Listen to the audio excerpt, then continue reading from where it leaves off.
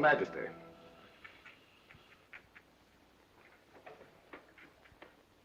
The trial of Michael Taylor is approaching its conclusion.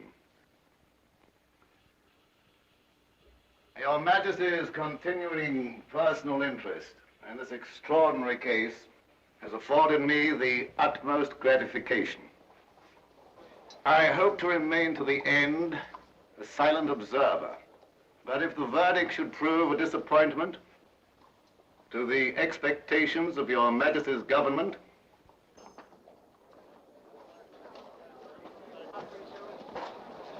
I'll finish a little later.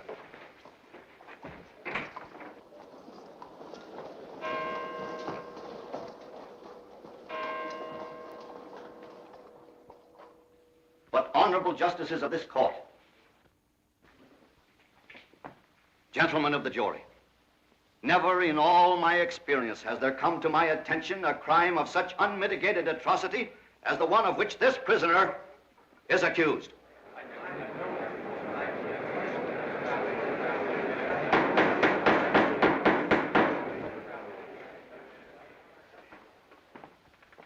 Gentlemen of the jury, our task here today is an exceptional one. This case is without precedent in the history of the law and of the sea.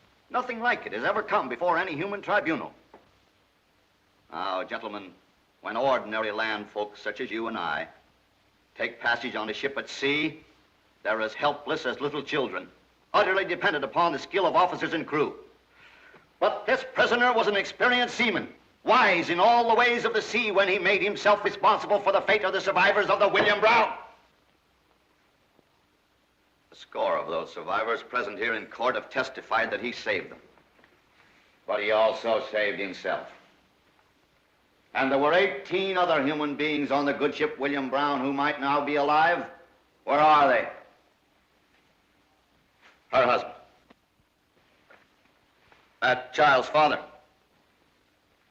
That woman's only son. Where are they? They are not here to testify because they were destroyed willfully and intentionally by the hand of this man. 18 human souls. 19, if we include Lieutenant Tarleton, whose violent death has been described here by his sister, Margaret Tarleton. Keeping this in mind, we can understand why the prisoners had no word to say in his own defense. Even his wise and experienced counsel have been able only to weakly claim that he saved as many as he killed. Well, let us examine the record of the prisoner for evidence to support this claim to philanthropy. What is his profession? A slaver. When he sailed on the William Brown, it was upon slave trade business. Do these facts present to you a philanthropist? A generous, warm-hearted saver of human lives? They do not. They present him for what he is, an incredibly selfish, intolerably callous mass murderer. He isn't! He isn't a murderer! Your Honor, I was there, I saw it! Silence! The jury has heard your testimony. Be still. I can't, I mustn't! He saved my life, he saved my mother's life. And he saved her life, too. And mine. And mine, too. It's murder to take a life, even to save your life, or yours. It was a godlike thing to do. Nobody but God has the right to do it. You can't save some by killing others. What would you have done if you'd been there in Taylor's place? Not what he did. Consulted Blackstone first? I don't have to stand for this insolence, Then sir. sit down! Gentlemen, please. Officers, bailiffs, clear the courtroom.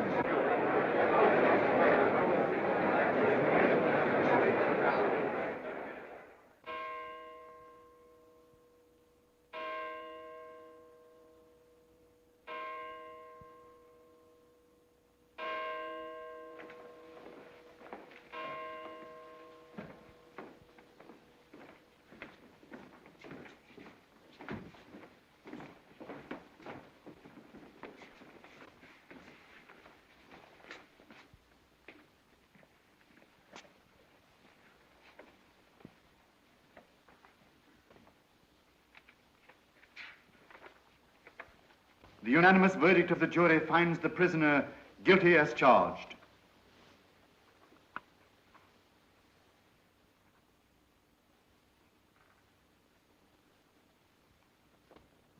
The prisoner will be removed to his cell until 10 o'clock tomorrow morning, at which time the court will pronounce sentence.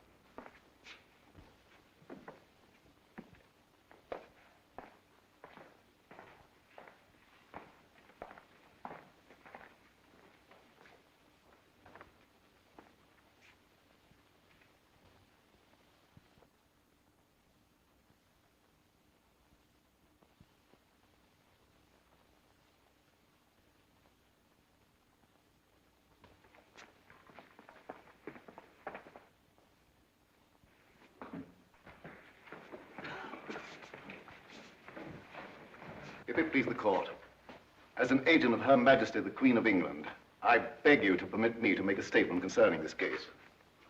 Here are my credentials. This seems somewhat unusual, but if you have any additional light to throw on this affair, I'm sure the court will be very pleased. Proceed, Mr. Woodley. There are certain circumstances connected with the prisoner's past which Her Majesty's government feels should be brought to this honorable court's attention before sentence is passed. It is true that Michael Taylor was involved in the African slave trade. His career first came to my government's attention when he was captured aboard a slave ship.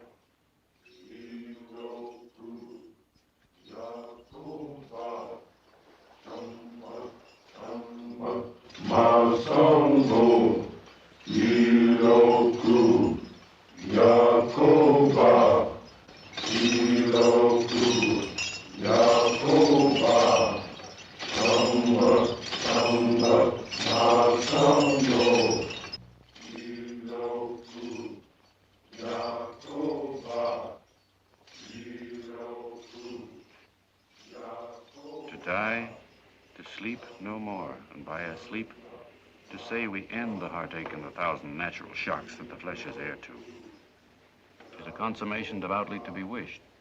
To die, to sleep perchance to dream.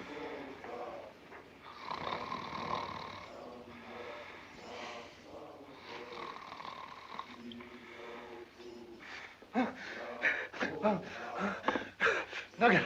Nugget!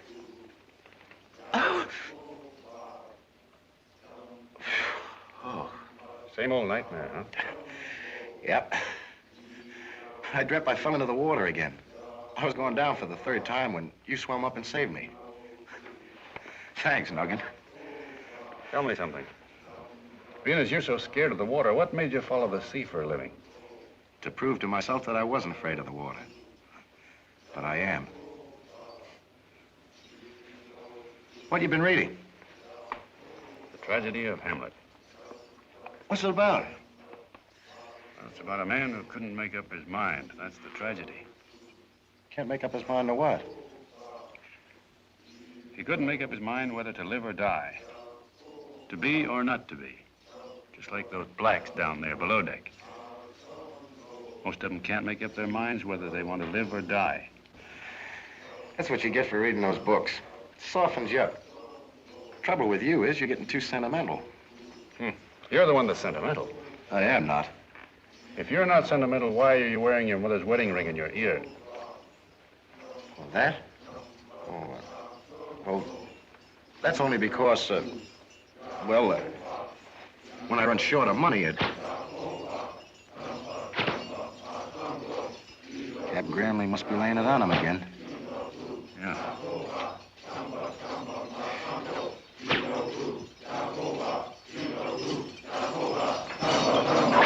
I'll teach you to be quiet down there.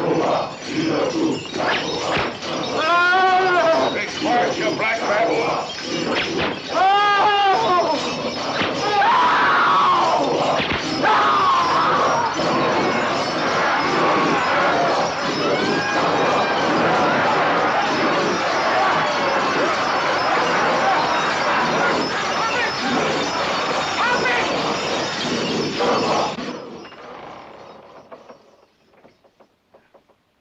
Well, looks like you got him shut up again.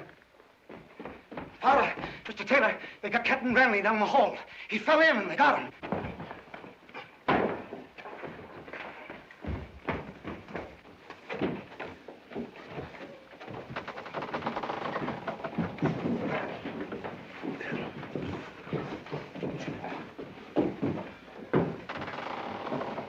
Get the medicine, get some more. Aye, sir.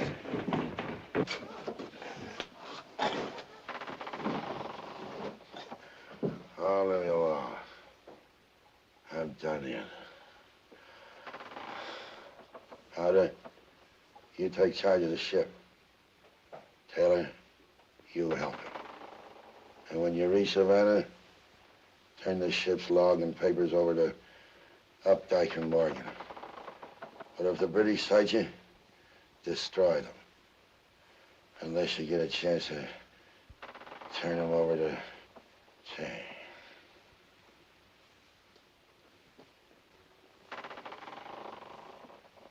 Did you hear what he was trying to say? Sounded like a name. I didn't catch it.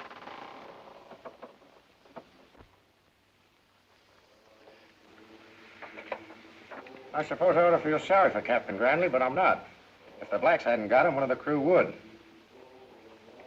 What's our course? Due west. I'd shift it to north by west.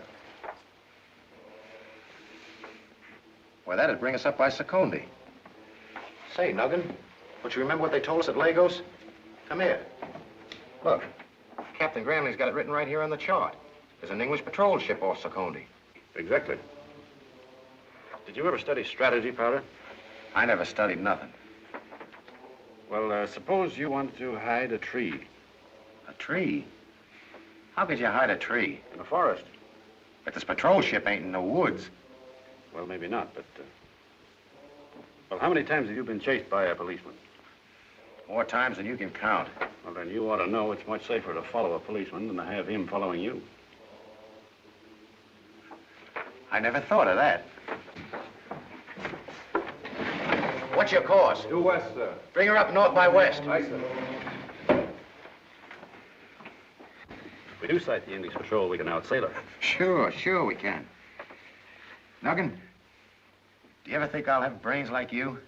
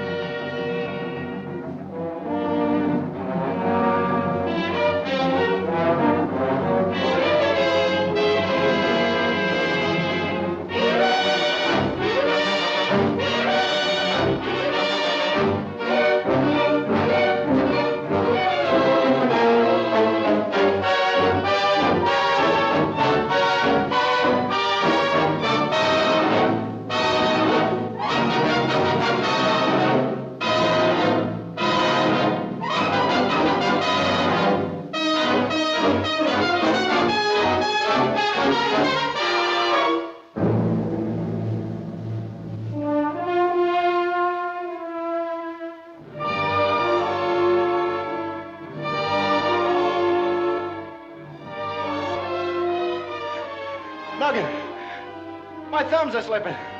I don't want to die in the water. I don't want to. Shut up! But if my thumbs pull out of here, I'll fall in the water.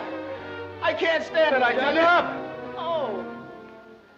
You, Mr. Talent, what do you think? I think we're wasting time, sir. Really? And your advice in the matter? Drop them into the sea, just as they did with their own human cargo before we boarded their ship. A hearty suggestion, but unfortunately it might be frowned upon as murder. Murder, but they're common slavers, sir. They were bound from the River Gaboon to Havana. Ships don't leave the Gold Coast with empty holds.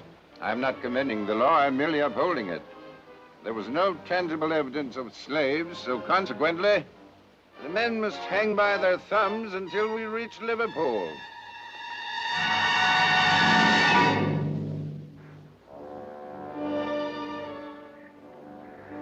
Cut us down. We'll talk. Have the gentleman cut down, Mr. Belton. Aye, sir.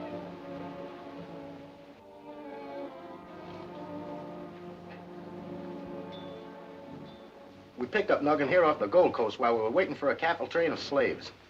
Nuggin's ship foundered in the shoals of the Delaware, and our captain signed him with the crew. He's pretty green. He don't know he's signed up for a slave ship until he's aboard. Then it's too late. We're 3 days out to sea when them slaves start making trouble.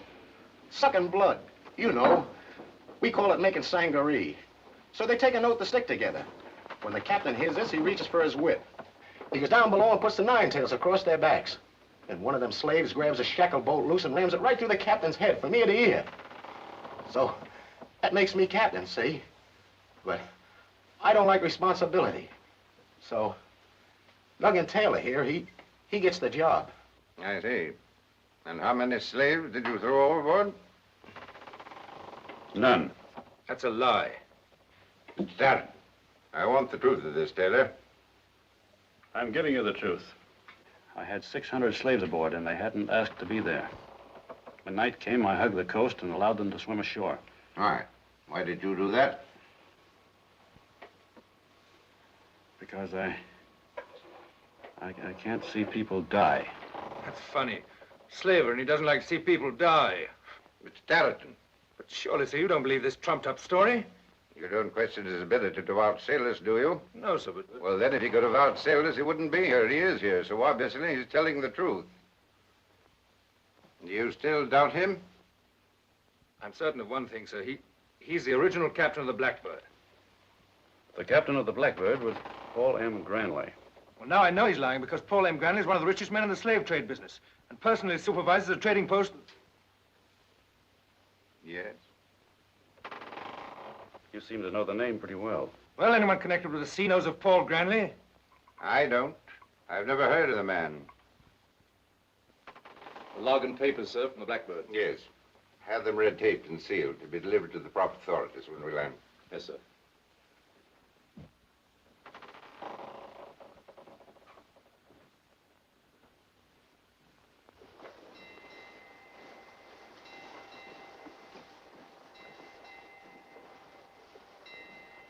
Slim Lucy Lister, yo-de-yo-de-yo.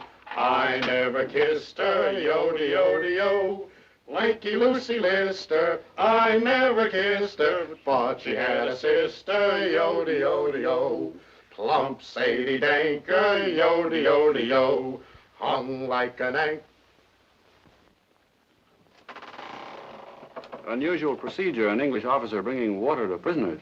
But I happen to have certain regrets about my action this afternoon. Pay me.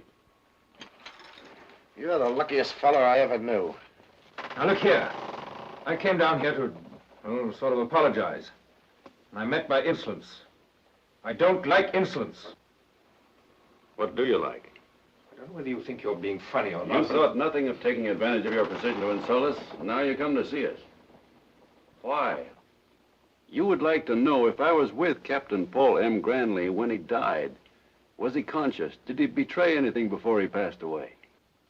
England has a monopoly on your kind, Mr. Tarleton. There are sons of rich parents in America who also look upon the trafficking in human flesh as business. Sooner or later, you'll get caught, but it's not my business to catch you.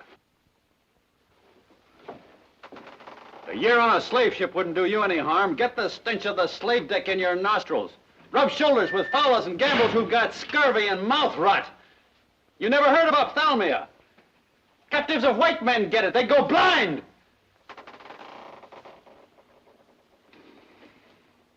The floor of the ocean is paved with the bones of slaves. And now Mr. Tarleton offers his apology. Well, that's the second bet you won, but there's a third. But you didn't know as many verses as I. That's a bad bet, my friend. Sweet Gertie Garber, yo-de-yo-de-yo. She married a barber, yo-de-yo-de-yo.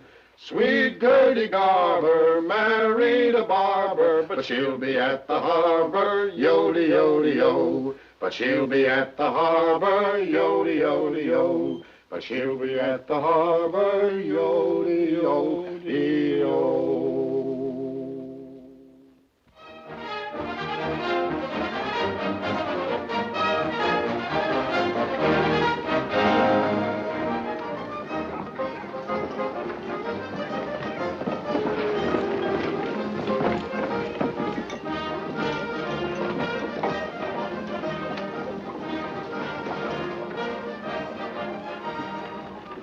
The captain and the mate of the Blackbird are to be held. Yes, sir.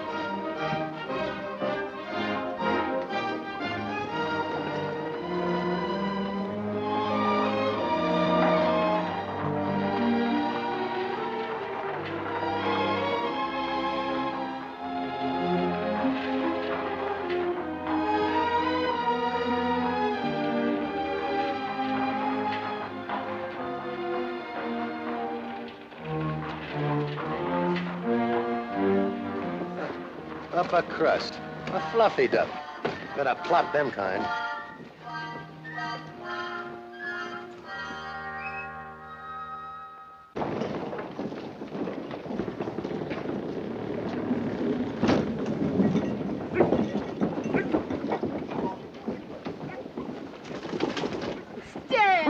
Sis. Stanley. Margaret, the last time I saw you, you were beautiful. Now you're twice as much. Silly. Good observing. All right, Henry. Oh, incidentally, hello. Yes, sir. And hello to you, sir. Skip-a-doo now. Get along. Skip-a-doo.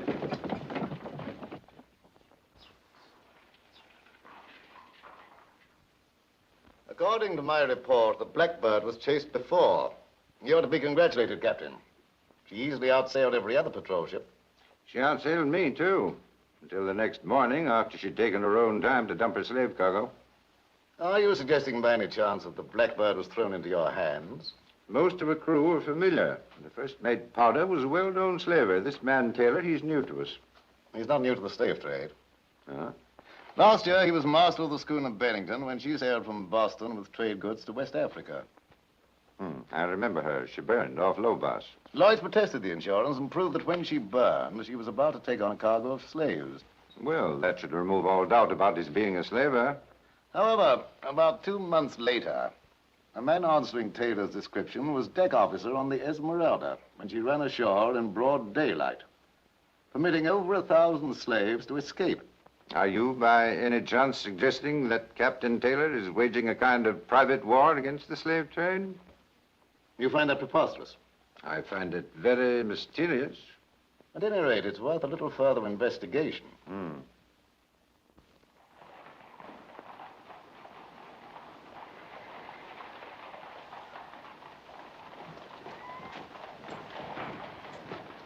I've been in a lot of jails, but this is the first time I've been paid to get out of one.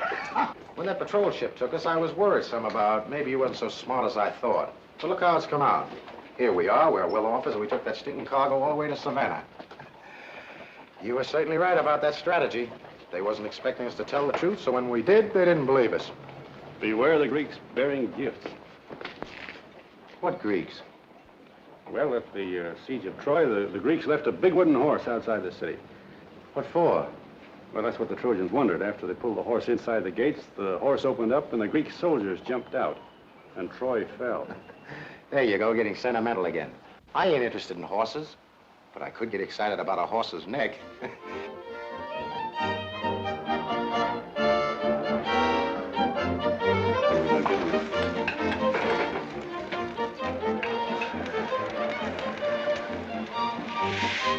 There you are.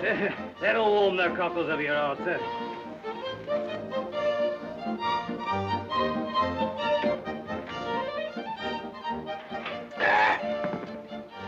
Better than that bilge water, eh? Yeah.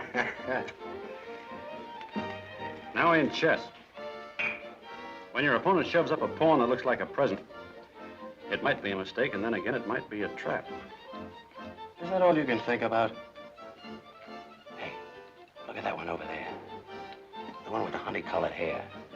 Is that all you can think about? Sure, I've been thinking about that all the time I was on the Blackbird. How can you talk about chess at a time like this? It's a wonderful game.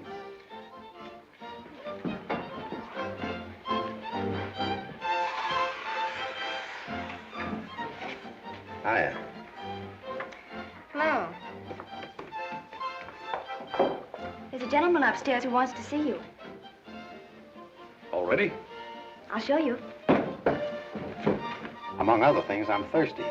So if you'll come over with me and my friend, I think your friend has other plans.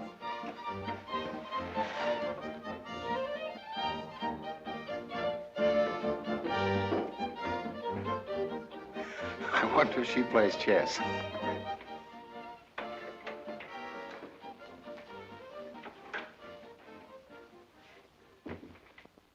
Come in.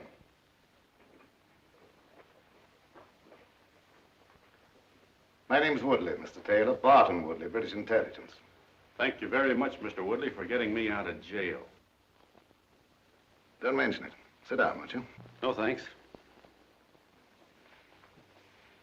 Brandy? Cigar? No,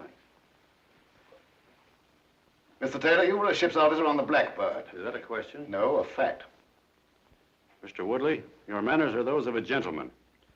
But your methods are the old, familiar ones of a policeman, the same the world over. Sorry.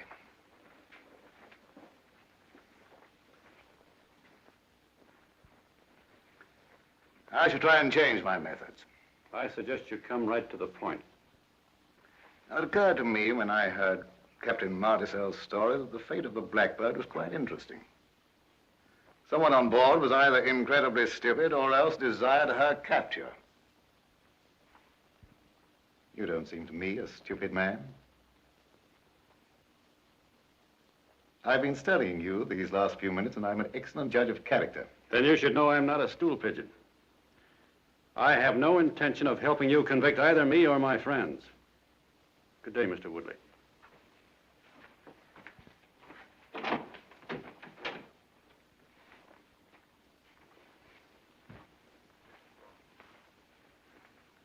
Is that still your last word? What difference does it make? Jail today or jail tomorrow? I can't let this opportunity pass. It may never come again. Possibly I am mistaken in you, and yet no other man will do. Will you come with me? With or without them? Without, and by this door.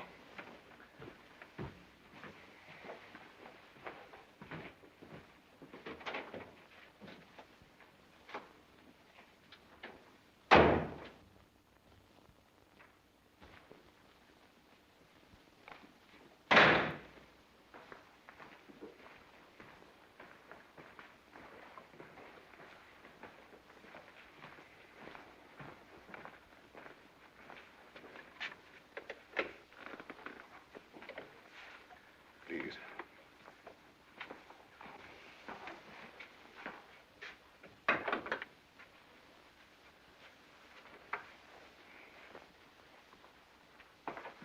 I can assure you, Mr. Taylor, that you're the first slaver that has ever stood in this room.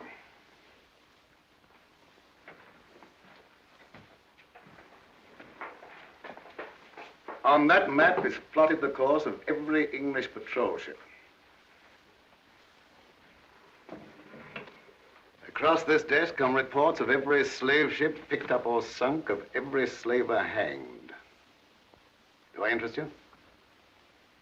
What interests me more is why you persist in regarding me as a Quaker or an abolitionist. I don't regard you as anything. I don't care what you are. You're the only man in the world who can do what I want done. If you were a thief, a traitor, or a complete scoundrel, you'd still be the only one. Well, no harm in denying the thief or the scoundrel.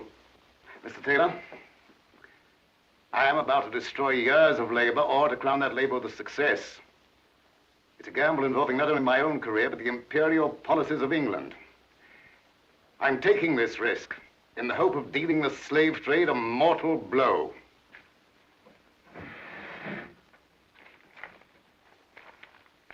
Do you recognize these?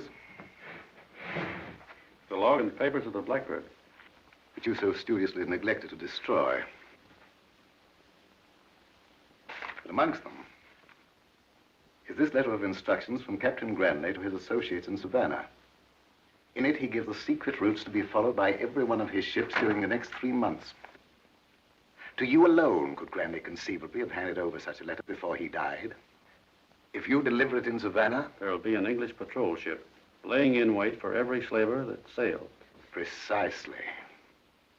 Does that interest you, Mr. Taylor? Very much. Thank God I'm a stubborn man. And you too. Don't you fellas in this sort of work have ways of altering documents like this? Yes. Because this letter deals only with ships leaving Africa during the next 3 months. If you could fix it to cover the next 6 months, you could get a crack at every slaver that Granley controlled. Yes, why don't you take a seat, Mr. Taylor?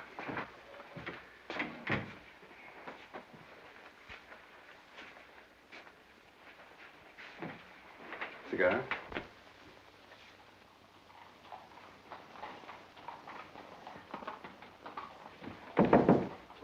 Who's there? Me, let me in.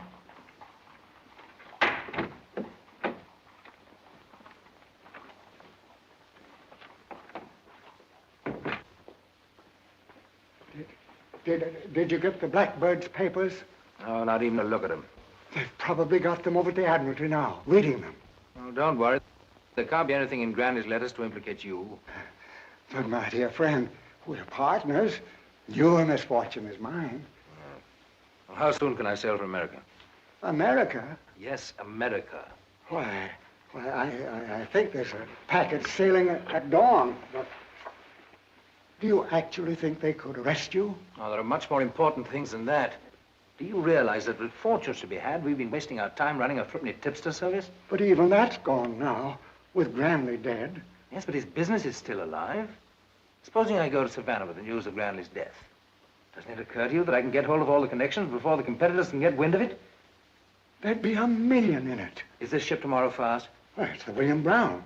It's supposed to be the fastest passenger packet on the Atlantic. She is, eh? Yeah. Then buy her tonight. What? Buy her tonight. Keep it quiet. Just arrange to have it delivered to me the moment I arrive with her in Philadelphia. Yes. She'll not only get me to Savannah first, but the Slave Coast next. She'll get us that $1 million, all right. How would $1 million suit you, Mr. Pecora? Very, very well. Well, get busy and arrange about the boat. I'll see you on the dock. Here's your ticket, sir. And she sails at dawn.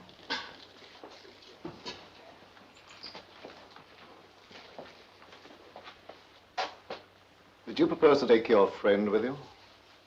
Well, I'd like to. Yes, I quite agree. His company will help brand you as a slaver. And naturally, till your work is finished, you must be known as one. I understand.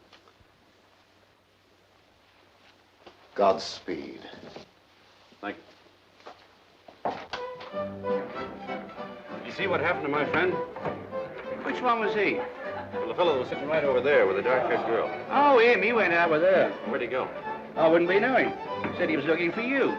Tomorrow? Well, where do you think he went? Now I remember. He wasn't looking for you. He was looking for a girl for you. I've got to find him. When he comes back, tell him to wait here for me. Tell him I'm sailing for America this morning. America? Yeah.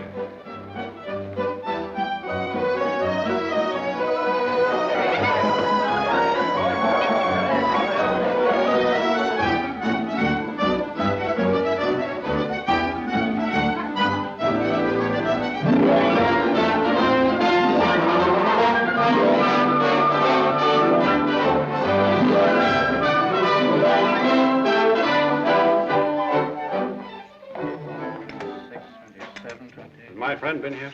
Yes. 28, 29, 30. Well, where is he now? He went away again. 38. Did you tell him I was going to America? Yes, I told him. Well, what'd he say? He says to tell you if you're going to America, he's going to Peru. 35, 36, 37. 46, 47, 48, 49, 50. Can I have a piece of paper? Yes, certainly. Pencil? Thanks.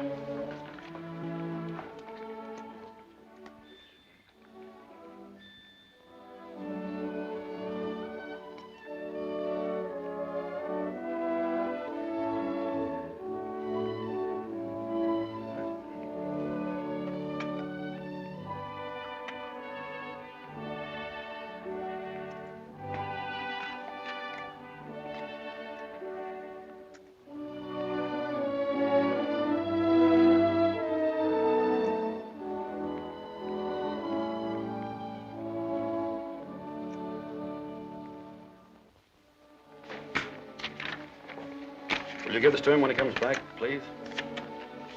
All right.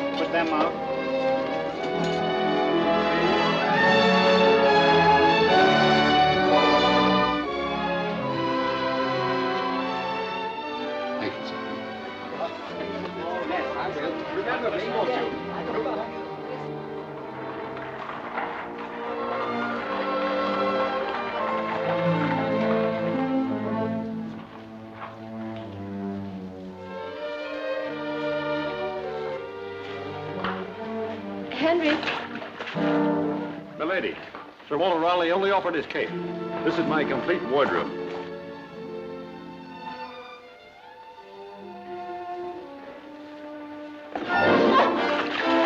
Oh, sir. I'm sorry.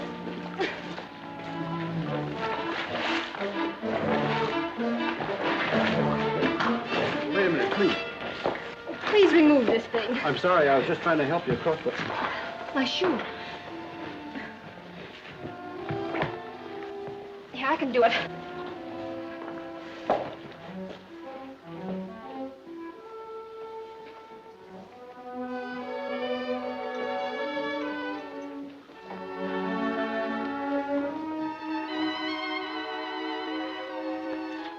The third door on the right is Mr. Tarleton's cabin.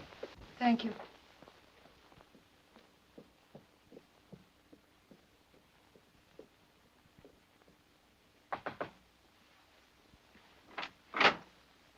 Why, Margaret. Stanley. You mustn't do this. I don't know what you're talking about. Henry told me. I don't want you to go to America, Stanley. I don't want you to give up everything. Mrs. Tarleton, I'm Pecora, your brother's friend. Mr. Tarleton is not motivated by rashness. He has a most important mission. I do hope and pray that your coachman didn't tell you of this in the presence of your guests. He told only me. Stanley, what is this? Why are you going to America? Well, Mr. Pecora just told you. My orders were to leave immediately. I didn't have time to explain to you. Pardon me. I think it would be better if you told her alone. Good night, Miss Tarleton. Good night. Oh, yes. My apologies, Miss Tarleton, but secret orders must be secretly given. Do you mind? Excuse me. You must take her to America with you. How the devil can I do that? She must not leave this ship. She's a woman. She will talk. And what about the coachman? I'll take care of him. Pecora and Tarleton. Good luck, my boy.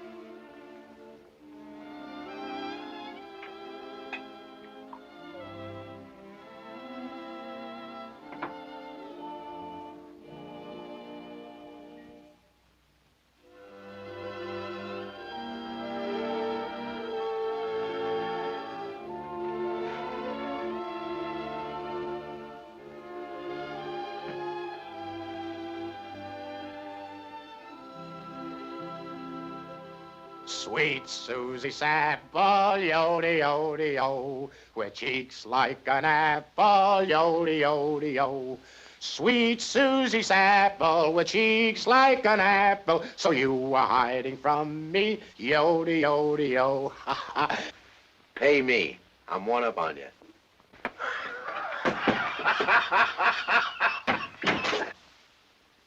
Oh, Nugget, you know I don't like water.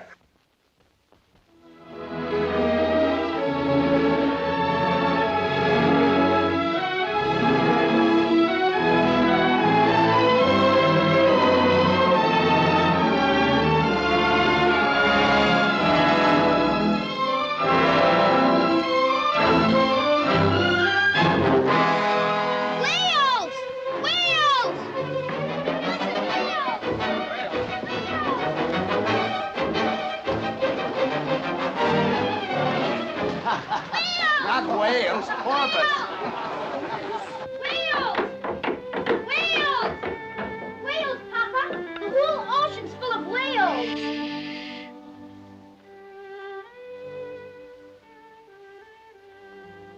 It's Mama's music. Yes, Mama's.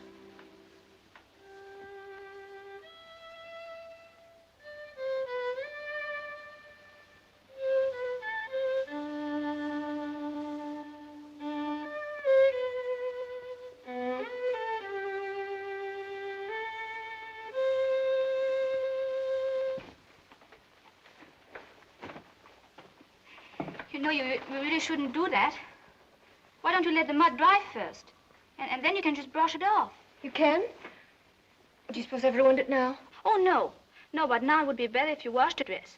It's better for the silk. My, you're quite an expert, aren't you? Well, I ought to be. I'm a lady's maid. Oh, that is, I was. Oh.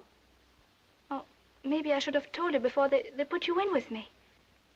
Why, on the contrary, it was sweet of you to let me come in at all. Oh, I'm awfully glad to have company. I was afraid I was going to be lonely. I'd be glad to clean the dress for you, if you just change into another. I'm afraid I can't. I haven't another. I'll have to make the whole journey in this one. Oh, no, you don't have to do that. I've got some dresses. My mistress gave them to me.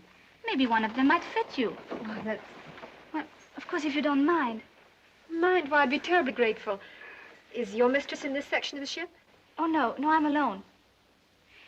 Maybe I shouldn't have left a good position and go running off into a strange land. But I don't think I would have left England if it weren't for my daughter. You have a daughter? Oh, no, not yet. But I'm going to have one someday.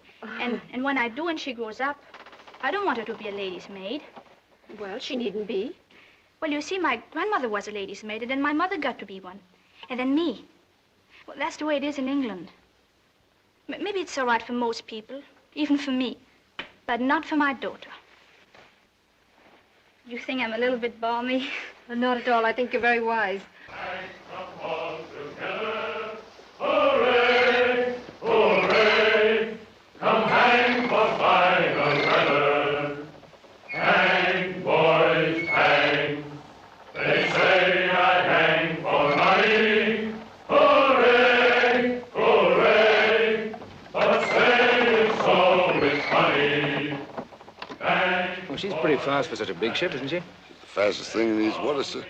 Well, tell me, how would she compare in speed with, well, say with the English patrol ships? Why, she can carry 3 times the cargo we got aboard now and show her heels to the best of them. That's so.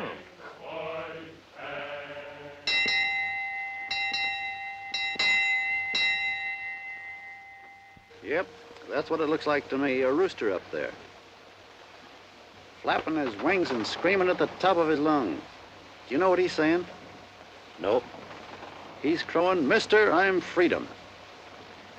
And do you know what I mean? Nope. Well, you're thick.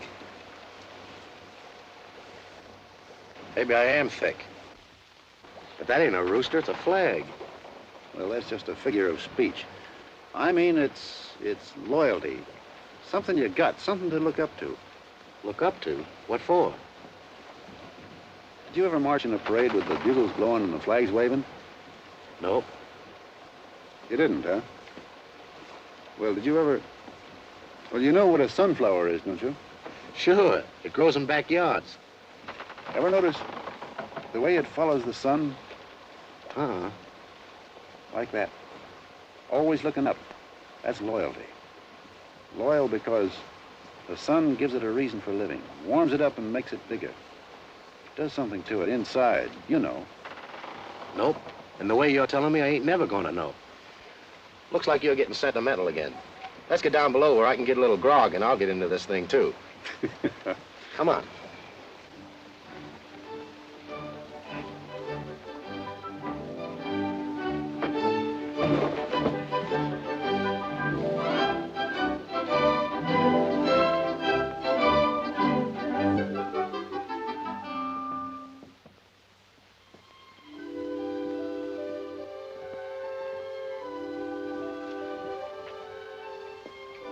Upper crust, they're fluffy duff.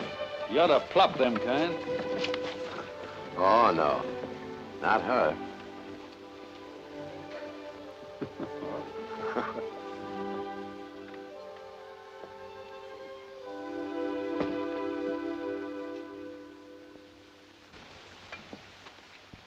Well, gentlemen, I'm in no mood for jesting today. Come on, release the target. You heard him. Release the target. I don't like the way he said it. Said it. I should have a way to say it. Come on, vite, vite, vite, vite. Allons, allons, allons. Release it. I still don't like the way he says it. He doesn't like the way you say it. Can't you tone it down a little? Maybe add a please or something like that? Imbeciles. What's that? Most anything. Fat men who try to sing tenor. It's rude people who waste their lives sticking long needles into sacks. Enough! Perhaps, gentlemen, you don't quite realize whom you're talking to. I have nicked people's ears for less than that. I am Gaston de Bastonnet, the Gaston de Bastonnet. An odd title, my gentle-tempered friend. Title? What title? The. The? The de Bastonnet. Not Mr. de Bastonnet, nor Count, nor Duke, nor Marquis, nor Sir de Bastonnet, just T-H-E. En garde! Don't forget to write, Mr. V. Sacrebleu, tonnerre, cochon le diable! Zut!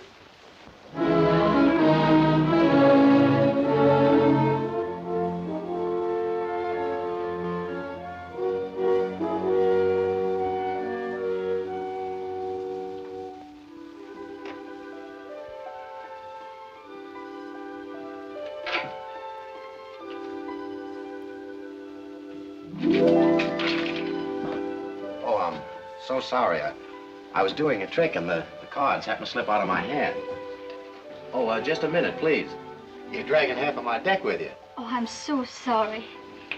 Did I ever tell you about the time I was a stowaway in a cargo of silk? But how could you? I've never met you before. Oh, look. It's you. Your card. The second one I picked up off the floor.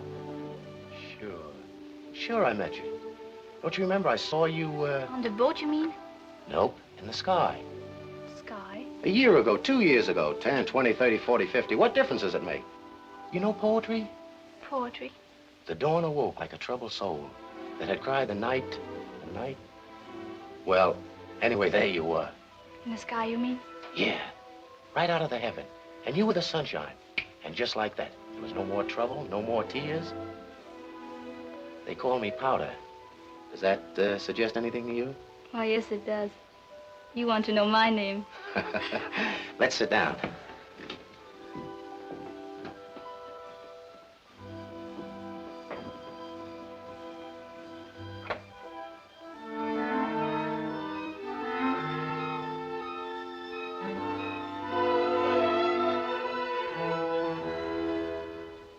But weren't you afraid fighting so many at one time? Me afraid?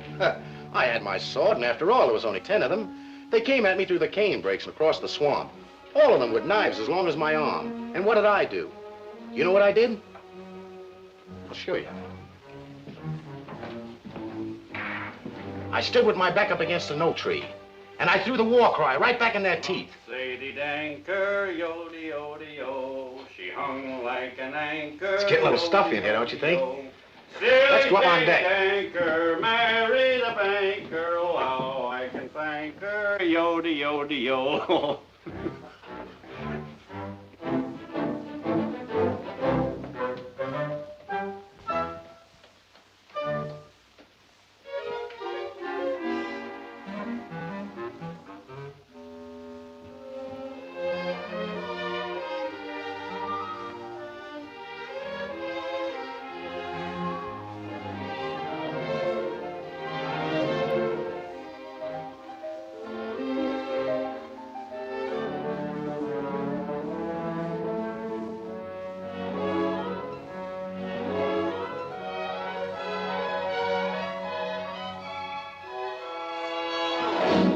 Thank you.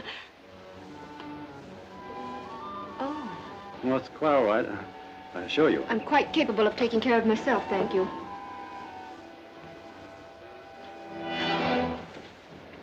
Here, the sea's all very simple once you get the hang of it. Now you put one hand there, now the other hand here.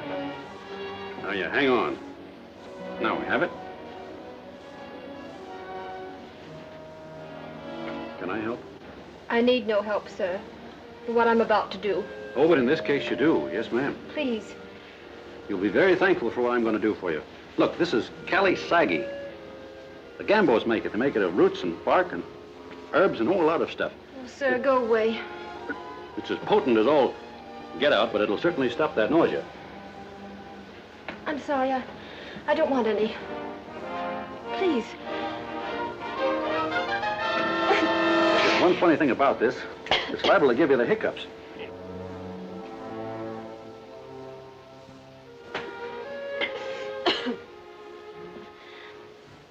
Go on. Why, yes, I beg pardon. What the devil do you think you're... Oh. Well, how are your thumbs? Better? Much. And your conscience? Quite undisturbed, thank you. Let's see, I think the last time I saw you... We you won't go into that now. Well, since it concerns my sister, I don't see why not. Sister? Stanley, he was only trying to cure my seasickness. I think he did. Kalasagi, the natives granted... Oh, rubbish. Now, look here, Taylor, I don't want any more nonsense from you. You're the type of man who's likely to... But Stanley, he was only... I don't care what he was... I'm telling you what he is. He's a common slaver, regardless of what my superior officer's opinion of him might have been. Oh, is he the man who... Yes, who hung from the halyards by his thumbs. Now, look here, Taylor. I warn you that I don't want a man like you. I said that I don't want a man like... You mean a man like you think I am? You're just as insulting out of that uniform as in it.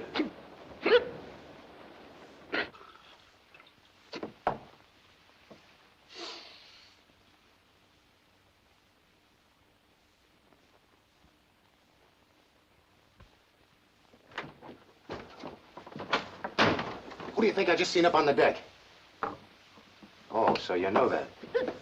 And that fluffy duff that gave you the eye on the dock, she was with him. Oh, so you know that too? She's his sister. Well, you better be remembering what you told me about looking out for the Greeks when they got horses they give you. I don't know what your game is. It's all the same to me, whatever it is. But if there's anything you want done... Listen, there's just one thing you can do for me. What's that? Two things.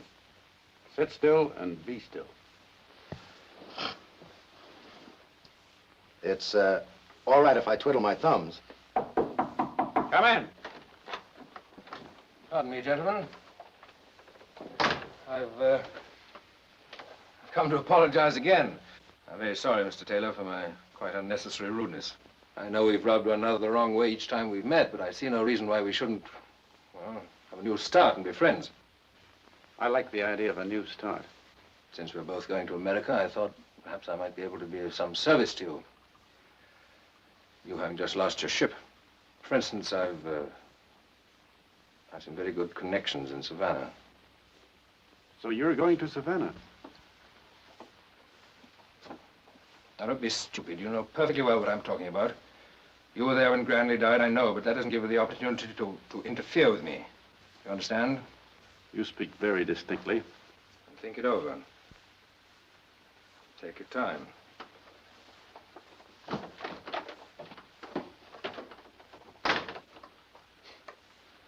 What ails you, Nugget?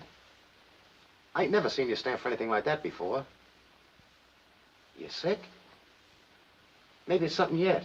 No, it's not something I had. It's something I promised.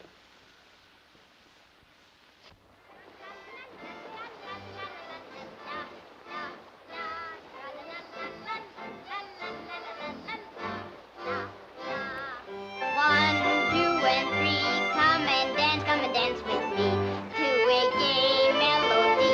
Clap your hands with glee. Tra la la la la la la la la la la la la la la.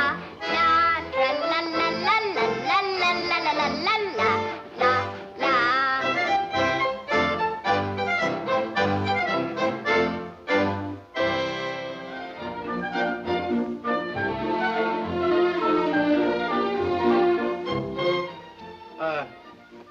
Do you mind if I use this? No, help yourself. Thanks. Say, what was that piece of poetry you rattled off to me once? Poetry? Yeah, you know, the dawn awoke like a... Oh, that. Yeah, that's it. What was the next line in it? The dawn awoke like a troubled soul that had tried the night before. And a song of love from the rising wind. Why? Why? Oh, I don't know. I was just thinking.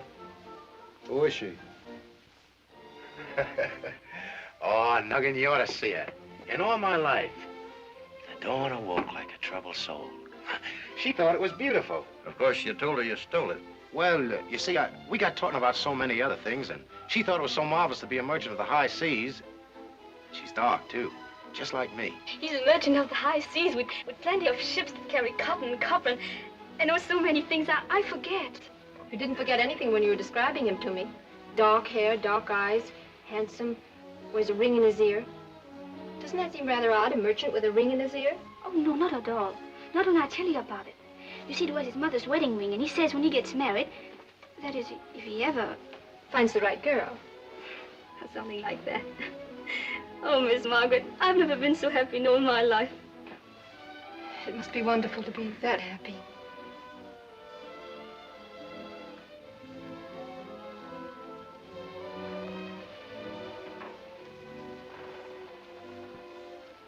Why should you believe what other people tell you?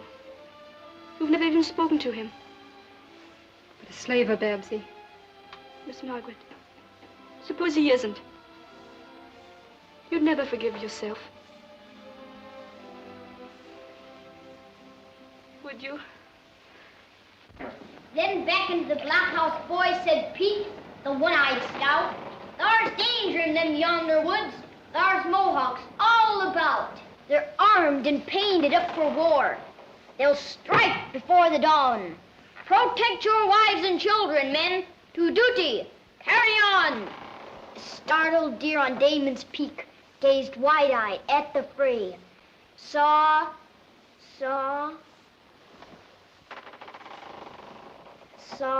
Carnage. Carnage? Saw carnage wrought. Heard Indians yell until the break of day. Is that right? Sure, that's right. You know all of it. Uh-huh. I'll begin with the deer. The startled deer on Damon's Peak stared wide-eyed at the fray, saw carnage wrought, heard Indians yell until the break of day. The earth reached up to kiss the sun, found peace in Shattuck's glade, and of the Mohawks there were none, for history had been made.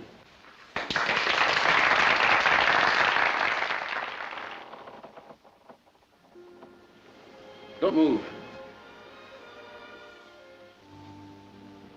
The moon's right behind your head. I want to thank you.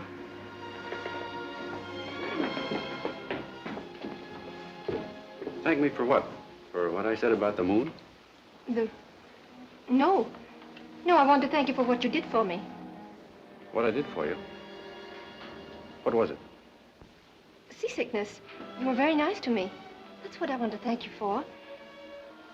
So, thank you very much. But why hurry away? Please, I'd rather you didn't follow me. But listen, this is serious. You need someone to look after you. What's serious? Well, this seasickness. Do you realize that millions of people get it? And what happens? They get worse. Oh, yes, they do. It practically wrecks them. Would you mind telling me your name? You do, huh? Well, the people that know me don't get seasick. No, sirree. I just give them Kelly Saggy and boom, it's all gone. You know where I get it? Right in the heart of darkest Africa. You want to know how I get it? I have to fight and struggle and tear my way through dense forests. Please, I'd rather... Not till I'm finished. I'm a man of few words. You certainly don't talk like it. Now, I came out on deck to thank you for being nice to me. You're just spoiling everything. You're acting like a child. How old? I mean... I'm sorry. I'm sorry if I offended you at any time. I didn't mean to. My name's Michael. Mine's Margaret.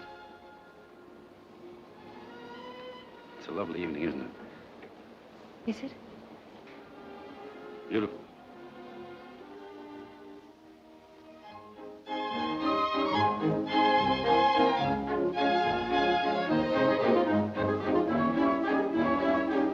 And I have to confess to you because it's the only honest thing to do. You told me about yourself, who you were and what you did. A merchant of the high seas. Somebody who means something in this world. I've told you nothing. Who I was and where I came from. You don't have to. I know. You came from the... From the sky. That was so nice. And I'll never forget it. What you don't know, Potter, is that I'm a servant, a lady's maid. I mean, I was. I was going to America just to...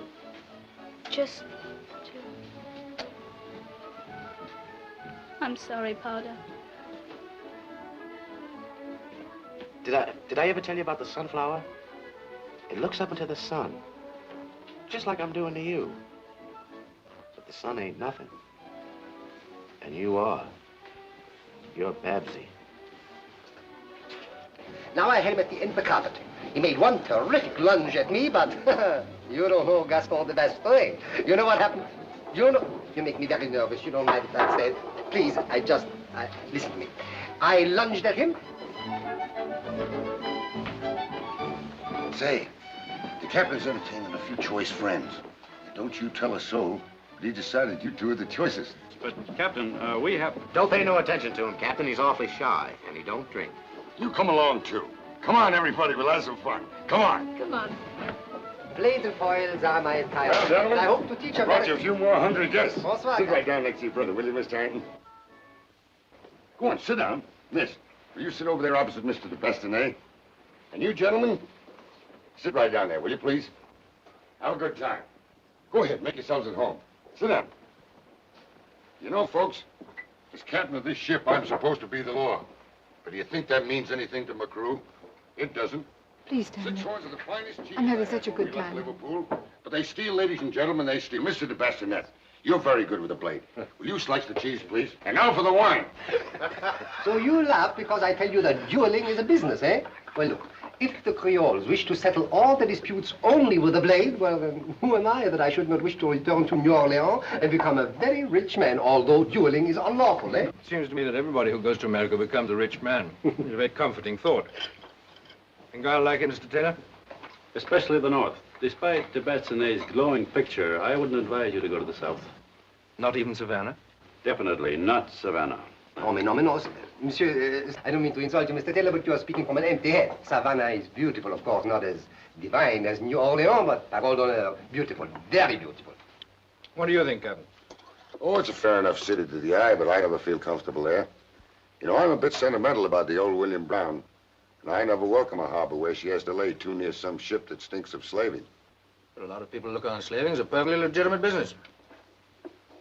Mr. Taylor, it might be interesting to know the viewpoint of somebody actually engaged in it. They don't look on slaving as a criminal occupation, do they? No, they don't. But they do consider it a dirty business. Hardly an occupation for a gentleman.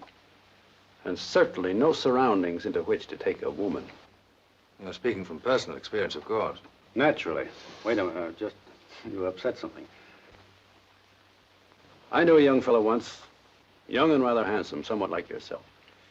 He made the mistake of taking a woman, his wife, with him to his trading post at the mouth of the River Bimby in West Africa. You wouldn't understand what that young woman saw, nor what she went through. But she went stark, raving mad and stuck her head into a cauldron of boiling palm oil. Excuse me. Please keep your seats.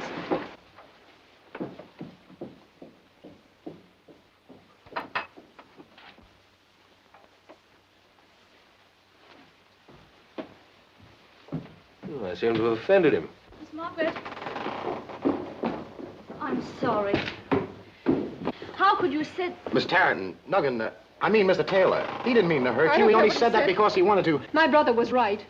No one but a real slaver could have talked the way he did. You mean you think he's a slaver? Your brother didn't tell you why he was aboard this ship, did I don't he? want to talk about But that. I do. I'll talk and you listen. He's no slaver. He never has been. I told Nuggan that story. I told him because I was there when it happened. I'm no merchant of the high seas. I never have been. I'm the one that's been a slaver, a worthless good-for-nothing.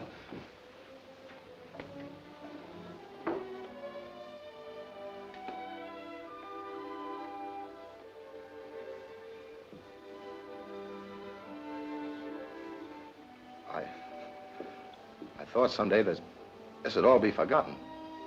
But when things like this happen to the only fella that ever spoke a kind word to me in my life, I ain't fit to be in the same world with him. I'm cheap. I'm no good. I'm nothing. I even stole a piece of poetry to tell you you was beautiful. Babsy, I ain't never loved a girl before. I don't care what you've been.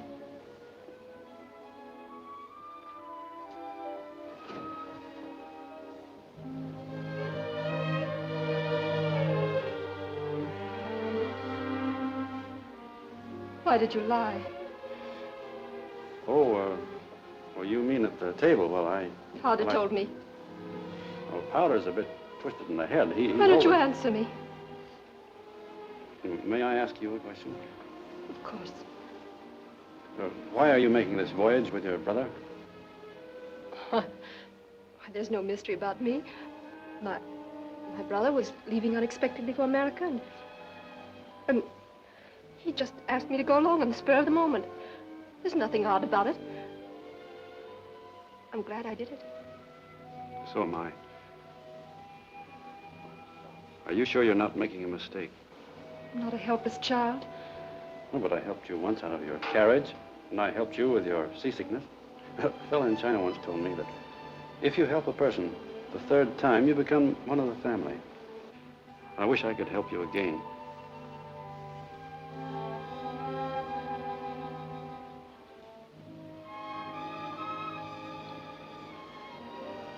What is it? I never want to forget a thing about you.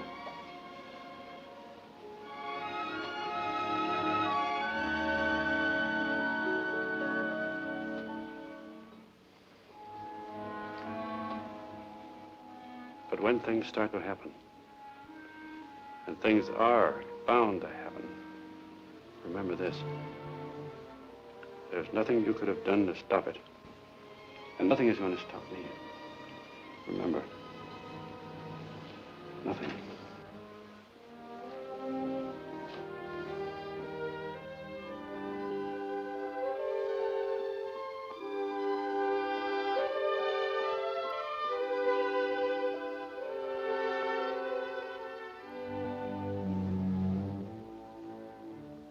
And Papa said because you had been so nice to me, about the poetry, I mean.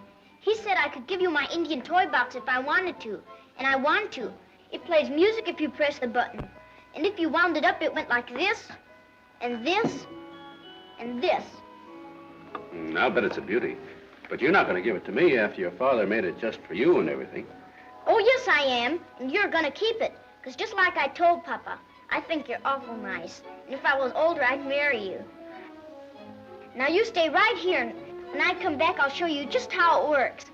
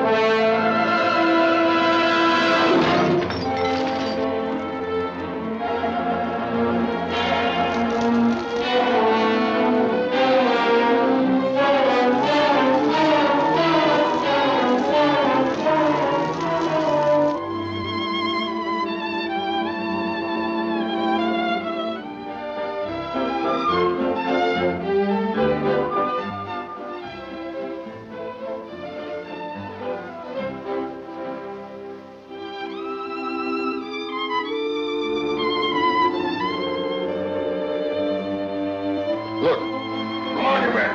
Put away this top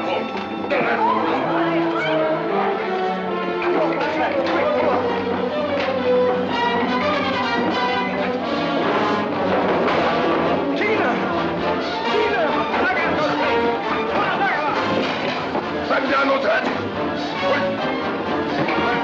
All hands on deck.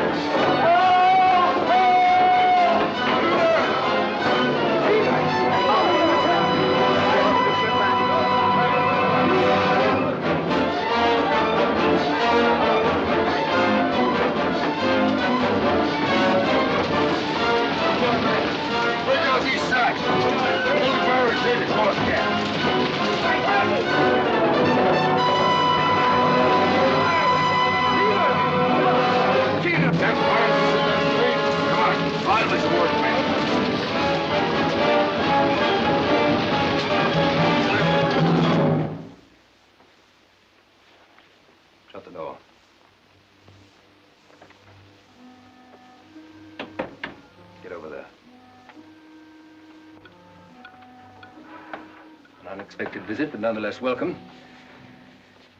Where did you get this letter? You read it. Make your own guess. I don't have to guess, I know. It's a clever scheme to throw every slave ship in the hands of the British patrol. Very clever, but it won't work. There'll be no one to deliver it. No? Only one of us will get to America. It's pretty evident that it won't be you. Come on, bag him up. How did you get to this boat there? I say, you. Stop another row there between the fire and those skeletons.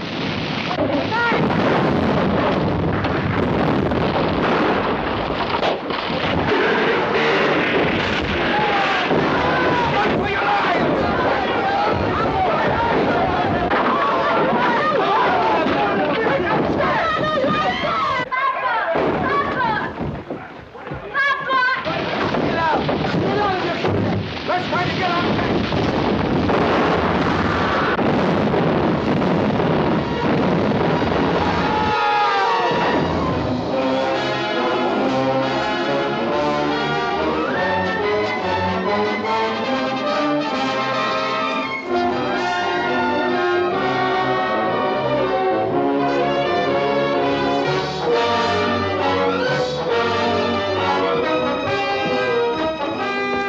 Stanley, we can't leave him.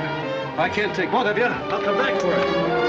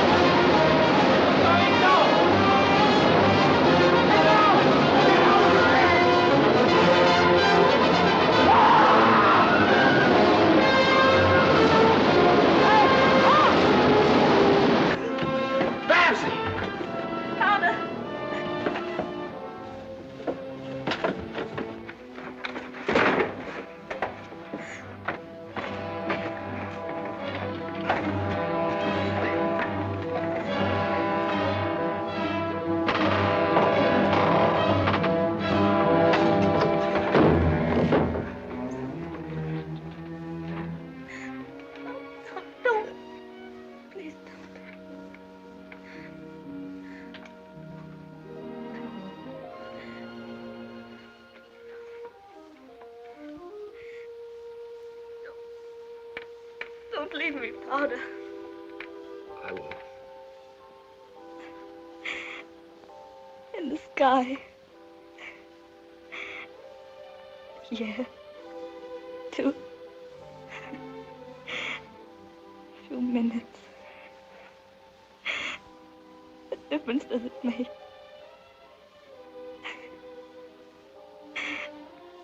You meant it, didn't you, Powder?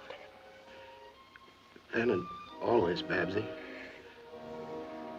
You and me. Oh, Powder. You made me so happy. You are? Did I ever tell you about the time I was a pirate off the China Seas? China Seas? Babsy. Babsy.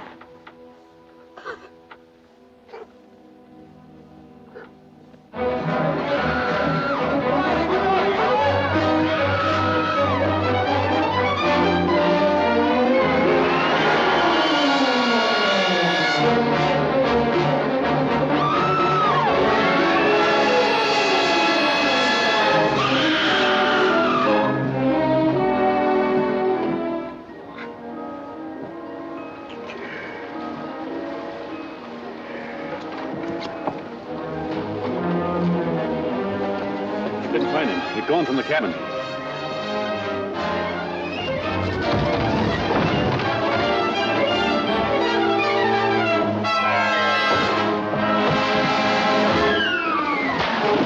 that boat! Don't let him get away with that boat! That's the only lifeboat left! Jump in! Take it away from me! I'll club the first man that tries to jump. I won't stay on this boat and die like a rat. If you start a panic, you'll swamp this boat and you'll all drown. He's right! Leave the boat alone so everybody can go! Pull me in, will you?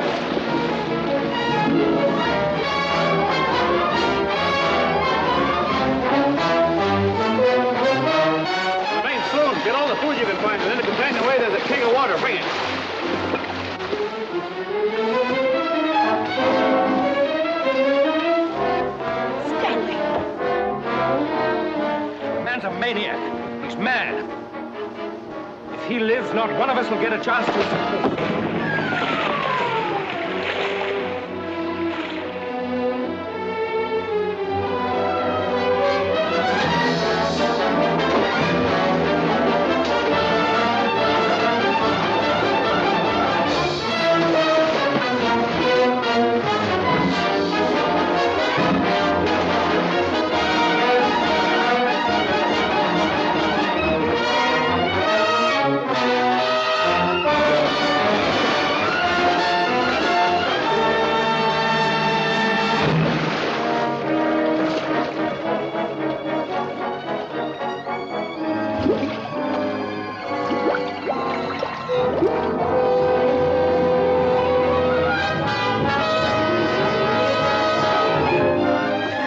Don't you touch me.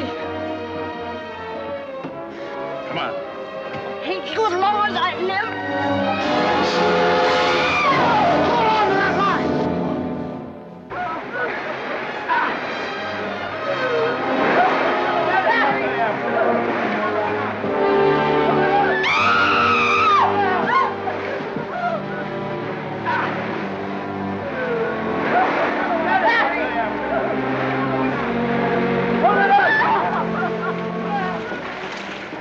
Nugget.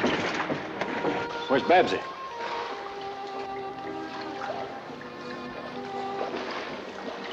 Get in the boat. There ain't any more room anyway. Come on, get in the boat. Nugget, I just found out what you meant about sunflower. You know it. There's your safety. He's something to look up to.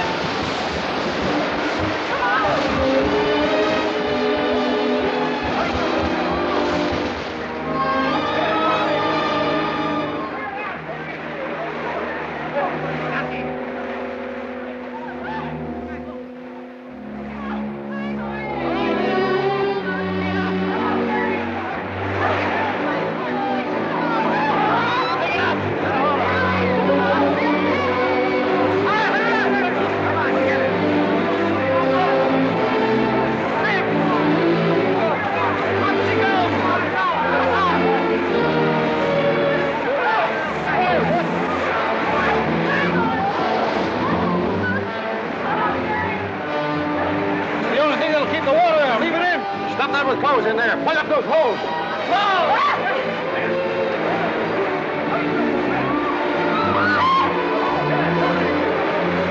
Get out the oars. Help him.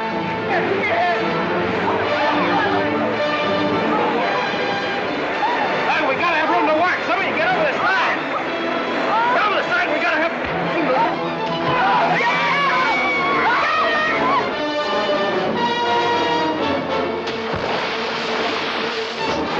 Gotta have more room. Get over. Hang on there.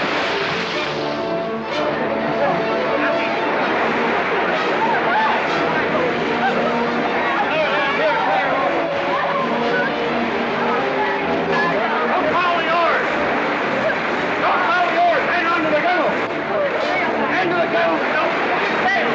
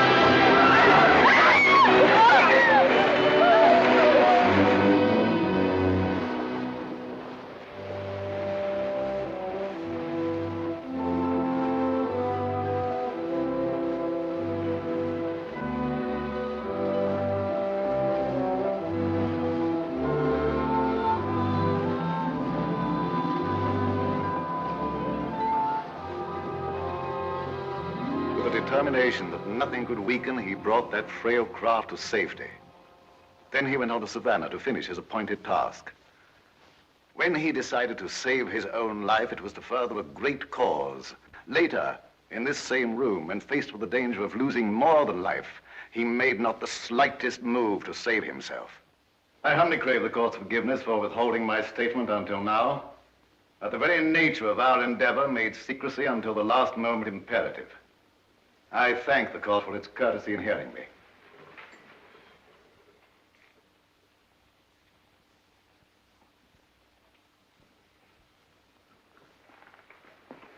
There is no hand except my sovereign's that I would feel more honored in taking. To you, Michael Taylor, I am authorized to express my country's gratitude.